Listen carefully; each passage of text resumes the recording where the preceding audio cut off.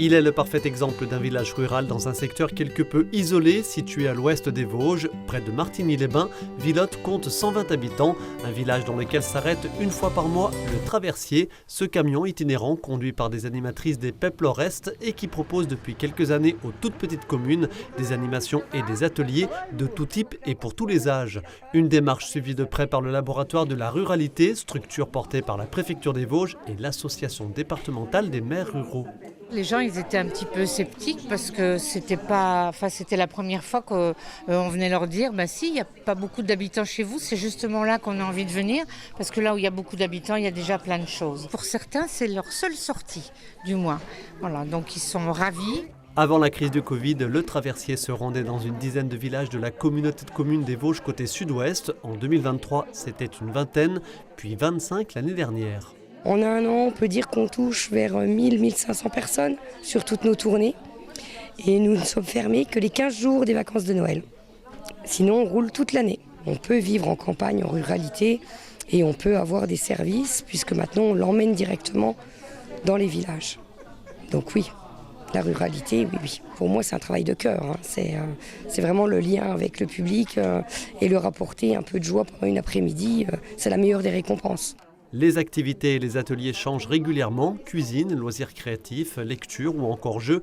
Il y est également question de solidarité en partenariat avec la Croix-Rouge et divers autres organismes. Une fois par semaine, je viens à Villotte pour jouer au tarot. Ici, c'est très animé, voilà. Donc, et ça fait du bien. Voilà. C'est top, c'est intergénérationnel, ça permet de découvrir différents services aussi du département et de lier aussi bien, on voit le club du 3e âge, que des jeunes, des moins jeunes. Et même les enfants quand c'est les vacances, donc c'est chouette autour d'activités. C'est très bien, au moins on peut faire ce qu'on veut, on s'occupe, et puis on n'est pas tout seul au moins.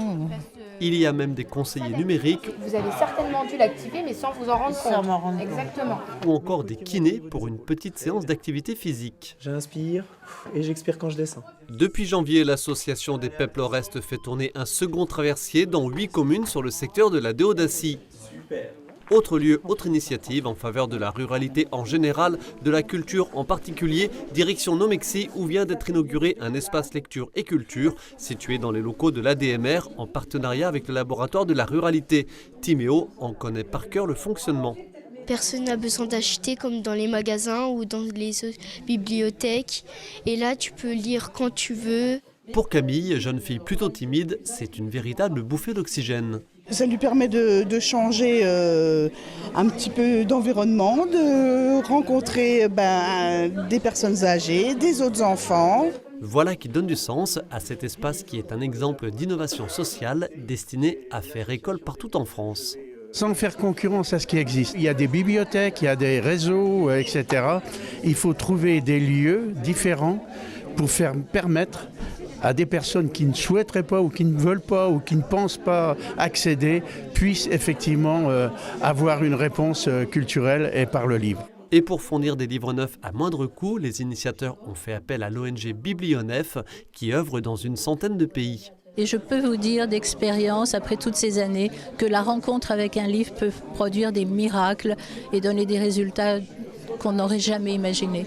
Des livres jeunesse, des romans et des beaux livres financés par l'État qui, sur un secteur rural donné, sont également destinés à être nomades. C'est aussi ici, avec le partenaire ADMR, des valisettes qui sont constituées, permettant aux intervenants sociaux d'avoir la petite valisette de livres et de donner le livre à la maison. Pour l'année prochaine, c'est 25 000 € qui permettront là encore d'acheter quelques centaines et milliers d'ouvrages. Il existe à ce jour 3 espaces lecture et culture dans les Vosges. D'ici fin 2025, le département devrait en compter une quinzaine. L'autre préoccupation sociale, sociétale, sur laquelle travaille le laboratoire de la ruralité, c'est celui de la santé. En collaboration avec la Mutualité de Lorraine, un cabinet dentaire hors les murs s'installera prochainement dans 3 communes du territoire de la Comcom de l'Ouest vosgien, Neufchâteau et ses alentours.